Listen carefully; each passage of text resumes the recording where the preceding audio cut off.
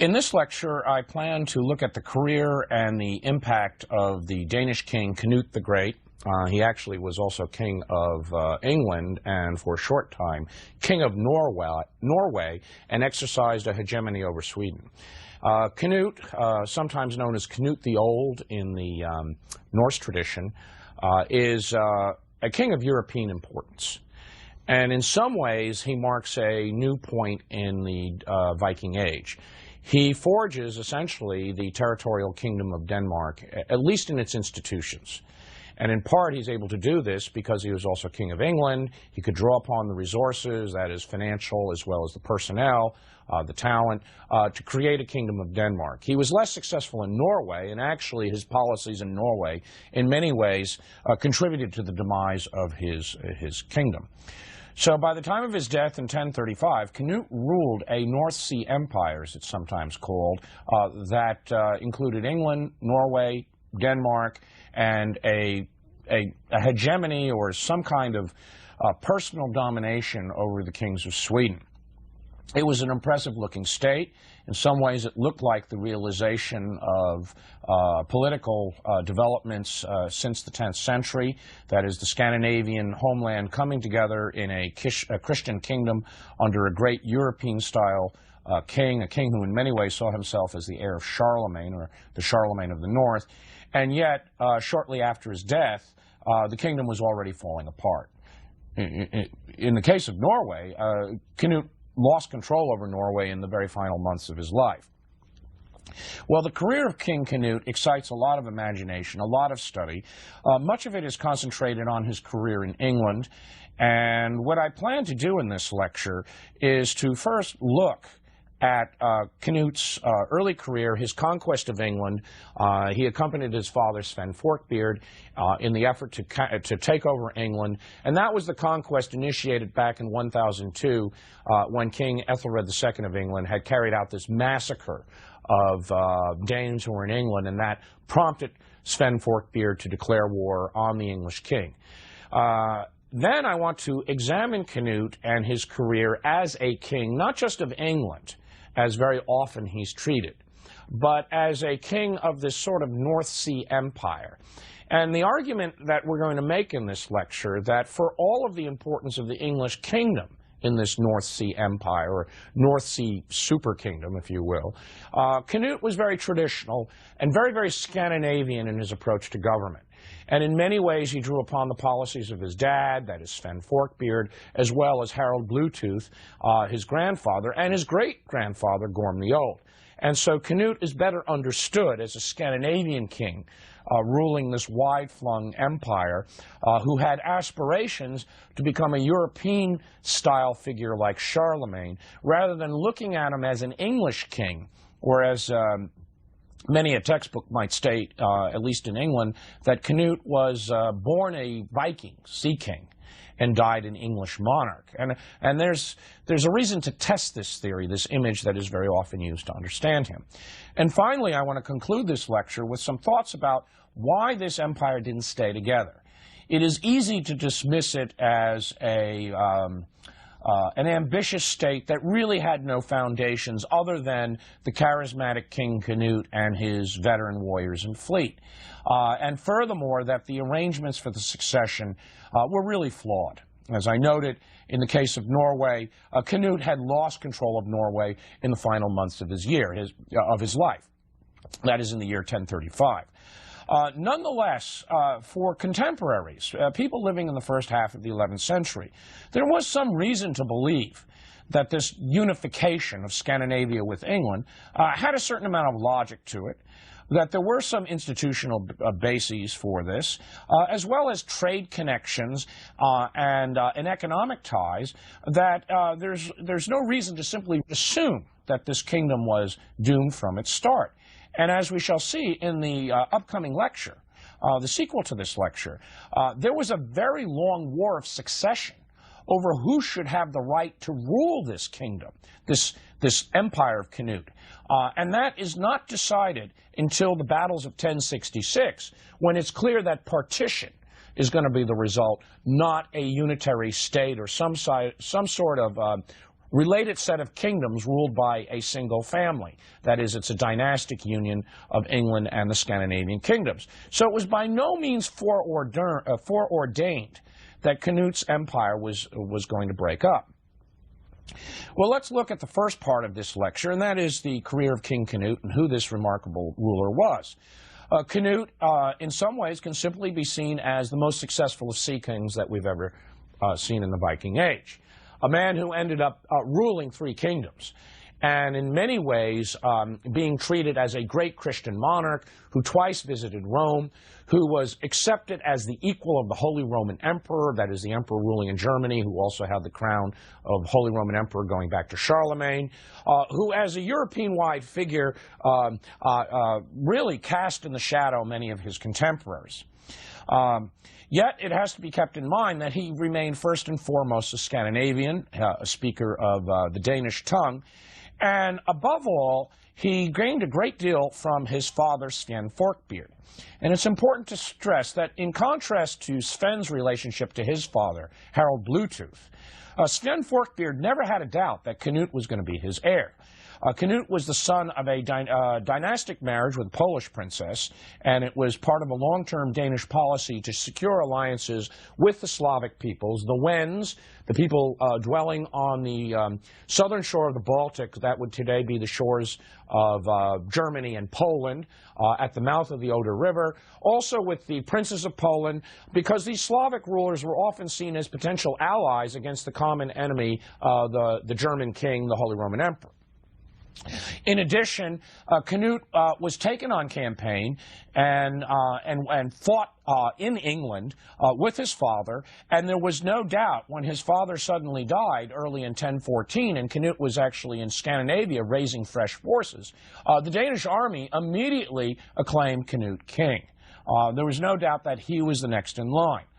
And so from the start, Cnut, probably from the age of 15 on, and we're not quite sure when he was born, sometime in the mid to late 990s, was reared as the royal successor to his father. Now, Sven, in 1003, embarked with a great fleet to begin the conquest of England. And that expedition is still debated whether Sven intended to simply exact vengeance for the massacre on St. Brice's Day, or he had in the back of his mind a real conquest. At the very least, in my opinion, Sven saw the campaigns in England as a way to gain revenues and booty to support the types of royal fleets and warriors necessary to assert his authority in Scandinavia. And as I mentioned, from the beginning of his reign with that defeat, that early naval defeat at Hjörungavåg back around 987, 988, Sven had been behind the political 8-ball. He sent his great jarls to command the armies in later expeditions. These were earls in the English tradition. They included a man named Tore, or Tostig, as he was called in Old English, and above all, Thorkel the Tall, who was a famous commander associated with the Vikings, that professional company living at the mouth of the Oder in their fortified camp and celebrated in saga. And they made a fair amount of headway in England, exacting great payments of Danegeld and winning over the former Danelaw areas, particularly the regions around York and the 5 boroughs. And so by 1013, when Cnut followed his father Sven on the final campaign to England, there had already been made considerable progress in the conquest of England. Most of the former Danelaw areas had gone over to the Danes, were cooperating, and there were already signs that great English earls, that is, regional figures appointed by the West Saxon kings, were beginning to open negotiations with the potential Danish conqueror. In 1013, Sven's army immediately scored some important successes, but as I noted, early in the year, he dies suddenly. In the next year, in 1014, in February of 1014, Sven dies. Cnut, at that point, had gone back to Scandinavia. He was raising forces. He's acclaimed king. He makes an arrangement with his younger half-brother, Harald, who rules in Denmark while Cnut goes back to take charge of the army. When Cnut arrives in England, he finds a changed situation. The very feckless king, Ethelred the Unready, as he's often called, which means he couldn't hold his counsel. Ethelred II had come to the throne back in 978, had been guided by ministers through much of his early reign, and really asserted himself in 1002 by ordering the massacre. His name, Ethelred, or Ethelred in Anglo-Saxon, means noble counsel, noble advice.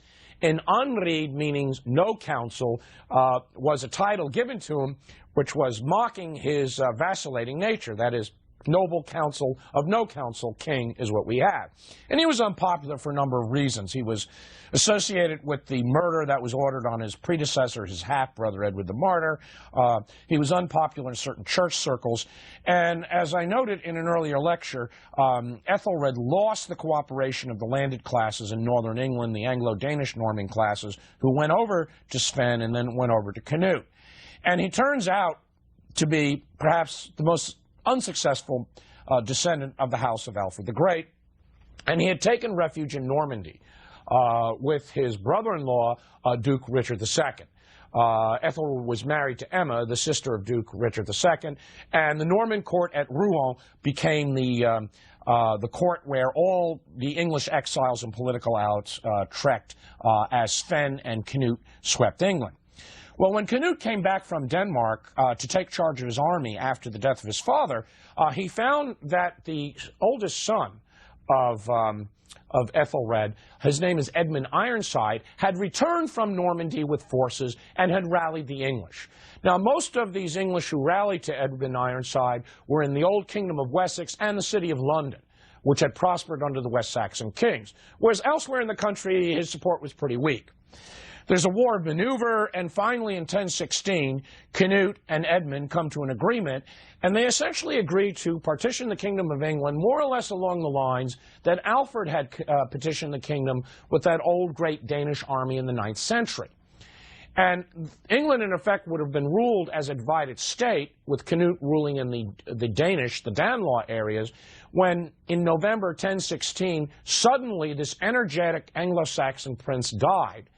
Ethelred II is in exile back in Normandy, and finally the English nobility think it's just not worth bringing back Ethelred and his discredited court, and they go over to Cnut. And Cnut is received as king of all England. Well, that turn of events was the unexpected triumph for the Danes, who had been attacking England since, the end of the 8th century, since the 790s. This was a complete conquest of the kingdom, and furthermore, Cnut took over an extremely well-run state, the state that had been forged by Alfred and his son and grandson in response to the Danish raids. And this gets us to the usual image of Cnut, is that once Cnut became king of England, of all England in 1016, not just the Danelaw regions, he essentially settled into a position and ruled as an English king. Well, there's a certain amount of truth to that. For one, Cnut spent a great deal of his reign in England, and he didn't visit Scandinavia that frequently. In fact, Scandinavia was ruled through deputies. His half-brother ruled as king of Denmark until late in 1018 when he died, and then Cnut went back to Denmark and was immediately voted king of the Danes at the Thing of Viborg in 1019. And so henceforth, he's king, uncontested king of both England and Denmark. He used jarls, great earls, to run Denmark. The first of them was a man named Ulf, who was married to Cnut's half-sister. Her name is Estrith, or Astrid, as we'd say in English. Their son, Ulf, and Estrith's son would be Sven Estrithson, the nephew of Cnut, who would eventually end up being, in many ways, the successor to Cnut in Denmark later on. Ulf actually ran afoul of his brother-in-law and was deprived of power, and in the later years, Thorkel the Tall ruled in England as Jarl, in Denmark as Jarl, while Cnut stayed in England, and then in his final years, one of Cnut's sons was designated to run Denmark while Cnut was in England. So throughout Cnut's reign, there's this notion that, well, Scandinavia was run by proxies. It couldn't have been that important. It also is nice for the English to assuage their sense of national image to claim that, well, Cnut may have been a Danish king, but he ended up dying as really an English monarch, because it's a little embarrassing for the English to admit that a half-Danish, half-Polish king with a fleet came and conquered England. There are a number of problems for the English in recognizing this. Cnut, however, could really far more be looked at as a Scandinavian conqueror who stayed in England because he had to. And to put it rather bluntly, Cnut was able to run Denmark and eventually Norway and essentially Sweden indirectly because he had the revenues in England to hire that professional Viking fleet, that royal fleet, and the warriors to maintain control. Cnut demobilized part of his forces in 1016 after the conquest of England. He couldn't keep all of his men on retainer. No one has that kind of resources. And there's vast payments and discharges of Scandinavians. We have memorial runestones in Sweden attesting to the fact that they had been paid off by Cnut and went back to their homeland, somewhere around Uppsala, Lake Mälaren. Nonetheless, he retained a royal army of 2,000 well-trained warriors, housecarls as they're often called in the English tradition, who continued under the later English king, Edward the Confessor, as the royal army. A large fleet was maintained. Part of it was raised by what is known as the Ledig, L-E-D-I-G, the Ledig in Danish, which is the ship levy that is all able-bodied men in Denmark. It was later extended to Norway as well, had to provide so many ships on royal call. There was also some sort of arrangement in England associated with the Fyrd, that is the national service, in which ships could be called up from the coastal counties or shires. But there was a royal fleet of dragon ships and longships on immediate call, at least 60 of them, plus very good information on when those ship levies could be summoned. Cnut had naval power, and he never forgot the importance of naval power in running this far-flung empire, and that meant he had to collect money to maintain it. And so he ruled England with a hard hand. There are several features of his reign in England that indicate that you're dealing with the conqueror ruling over a very well-run medieval state, especially by the standards of this period, this time in the Middle Ages. For one, he patronized the English church. He endowed a number of monasteries. He's remembered as a friend of the English church, but that never inspired a royal biographer, that is a churchman, to write anything like Ozer's biography of Alfred. And it never really inspired much interest in the Anglo-Saxon Chronicle. These are the chronicles written about the achievements of the kings of England. And Cnut's reign is remarkably, these chroniclers are remarkably silent about the king's achievements. Instead, they concentrate on the great English figures, particularly a fellow named Earl Godwin, who had 5 sons, one of them the future King Harold II, which was an English family that early on came over to the Danish side and played ball with Cnut and Sven Forkbeard, and was rewarded with very, very important lands, and became the leading political family in England. In fact, Godwin and his family were essentially the national political elite upon whom Danish rule rested in England. They were so important. And that alone is an indication that there is a lack of interest in the accounts that Cnut, as much as he tried to rule as a Christian monarch and look like the new Charlemagne, never really got particularly good PR in the English tradition. In fact, today, if one questions anyone in Great Britain about what do you know of King Cnut, it's not that he ruled this great North Sea empire, but a story that becomes common in the 12th century. That story actually emphasizes the foolishness and arrogance of the king. It starts with, I believe, Henry of Huntingdon is the first one to report it, that King Cnut was convinced by his advisors that because he had such a great naval empire, he could command the waves to halt. And so he goes down to the beaches, and he's seated there, and the waves are coming in at high tide, and he's yelling to them in Danish and Old English and Latin, whatever languages, stop, stop, and the waves keep coming. And, of course, several, ministers lose their heads and their lands, and the king is very angry. And what the story underscores is that Cnut is not like King Alfred. I mean, think about it. You just can't envision Cnut taking a dressing down from some peasant lady that he had fallen asleep and the cakes had burned. Cnut just wouldn't do that. That peasant lady would be paying the Dangal in order to maintain the warriors. So Cnut never gained any kind of major reputation in the English tradition. He was really a little difficult to deal with in the national history of England.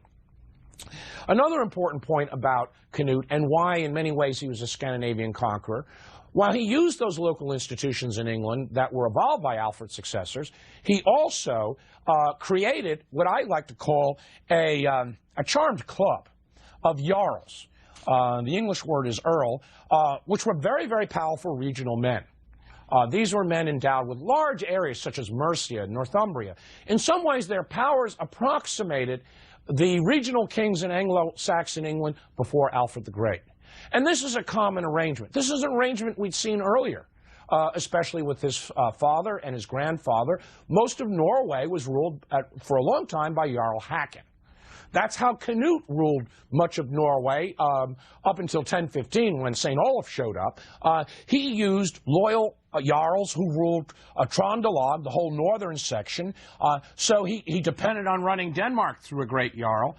And so the notion of an English earl, who is a very, very high member of the aristocracy in the peerage today in England, that position of the earl was essentially created by Cnut. Because before that, earls, or to be more accurate, earldolmen, older men, were much more minor officials subject to the will of the king. Cnut could only rule England by bringing in very, very loyal Danish families or Norwegian families who were given these large districts, or co-opting a family such as Godwin, a family of Godwin, who married a Danish lady. He actually married the sister of Ulf, the brother-in-law of Cnut, so that was really an Anglo-Danish family. Harold II, the last Anglo-Saxon king of England, was actually half Danish and the first cousin of Sven Estridsson, the king of Denmark.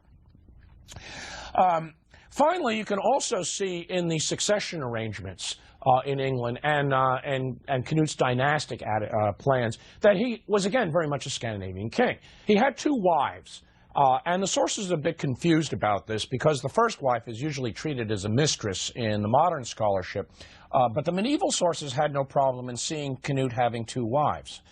The first one was an English lady by the name of Ælfgivu of Northampton, who was the daughter of a leading magnate in Mercia in the Midlands, and that marriage had occurred very early in the conquest to win over important support.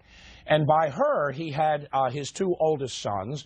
The eldest of them was Sven, named after the father, and the other one was Harold, named after the grandfather, very often known as Harold Harefoot. That means he was really a fast runner. He was fast as a hare. They were the sons by this first marriage, who's often called a concubine or mistress, which is inaccurate. And then Cnut came upon the brilliant idea of marrying the widow of his rival, Ethelred II, who had just died in Normandy in exile, and that was Queen Emma. Emma was the sister of Richard II of Normandy. As I mentioned, Richard's court was where all the English exiles had gone in order to mount an offensive against the Danes who were in England. And by marrying Emma, Cnut secured an understanding with his new brother-in-law that the Norman Duke would not support English rebels and dissidents in Normandy, particularly Emma's son, Cnut's now stepson, the future King of England, Edward the Confessor, who was kept conveniently in Normandy and raised as virtually a Norman prince who probably would have been happier in a monastery than running England. That political marriage with Emma was extremely important. There was a third son in the marriage. He was given the name Harthacnut or Cnut. He's known in the sources as Cnut III. And just to clarify a potential confusion, King Cnut, Cnut the Great, Cnut the Old, is usually designated Cnut II because his great-grandfather, that is the father of Gorm the Old, was also Cnut, and he's designated Cnut #1, even though he was never really a king of Denmark. He was just a sea king. In any case, with 3 sons, 2 queens, Cnut faced the usual problem that any Germanic ruler faced, including Charlemagne and particularly Louis the Pious, and that is providing realms for each of his sons. This was just expected in the Germanic tradition. There was not the sense that there was a crown or a single monarchy. And so one of the ways of running this far-flung empire was to create a set of associated kingdoms ruled by the sons of Cnut, who would then acknowledge one of their number as the overall chairman of the board, as you will, of this royal consortium. And in this regard, Cnut really blundered very badly.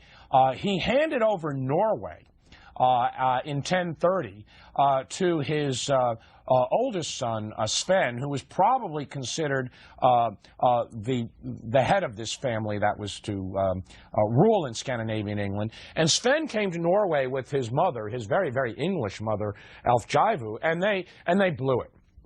In 1028, Cnut had successfully been elected king of Norway by the Thing in Trøndelag, that his long-term rival, Olaf the Stout, the king of Norway, who had been ruling in Norway since 1015, had been run out, and within 18 months of securing the throne for himself, Cnut handed it over to his oldest son, and Sven and his mom did just about everything to offend the Jarls and the Lendermen, the leading property men in Norway. And by early 1035, the Norwegians had kicked Sven out of Norway and invited the son of St. Olaf, Magnus the Good, coming up in a future lecture, to come back and rule over them. And so the position in Norway essentially collapsed. Sven died at the court of his brother in Denmark. That would have been Harthacnut, and Alfjaivu was actually in Denmark when Cnut died. Harald Harefoot was in England, and the other half-brother, Cnut, was in Denmark when Cnut died late in 1035. And there would immediately be a succession problem. There would be essentially a civil war between the two half-brothers who should rule Denmark and England together, and then whoever took the prize would then have the right to take out Magnus and bring Norway back under control. And so in his arrangements, his dynastic arrangements, Cnut was very much the Germanic ruler. And he followed the principle of providing separate realms for each of his sons, which is very, very different from the principle that evolved in England with Alfred the Great. That is, there was a royal family, and brothers might succeed brother, but there was only one king, and there was only one realm, and the monarchy was not to be divided. And in that sense, Cnut really is quite different from an English king. I also mentioned that he had European-wide pretensions, and this is an important point to stress. And it also accounts a bit for the memory of Cnut in the later historical tradition, not only in England, but also in Scandinavia. For as we shall see, not only did Cnut not get a great reputation in England, he really wasn't remembered that fondly in Scandinavia either. Part of the problem is the best Icelandic poets were hired by his rival, Olaf the Stout, the future St. Olaf.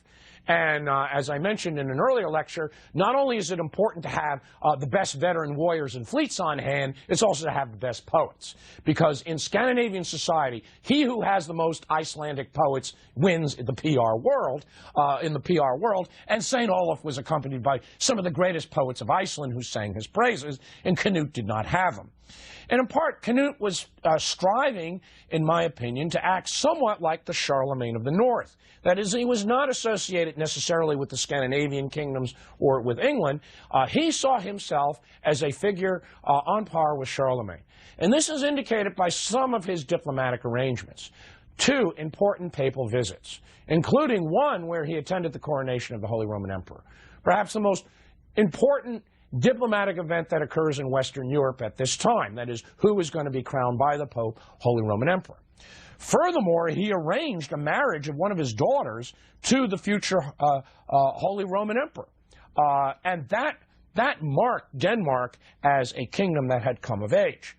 Here is a case where the empress of the Holy Roman Empire, the future empress, her name is Gunhild, is to rule the great Christian imperial state, when just 2 generations ago, Denmark was subject to attack by the Holy Roman emperors who were coming in and forcing these Danish kings to be baptized. Looked like Denmark would fall under control. And here, Cnut is able to act as an equal with the greatest monarch in the Christian world. And that image of Cnut, that diplomatic effort by Cnut to act as that great Christian king, is one of the reasons why Cnut is not remembered in the same way as St. Olaf and later Scandinavian kings are.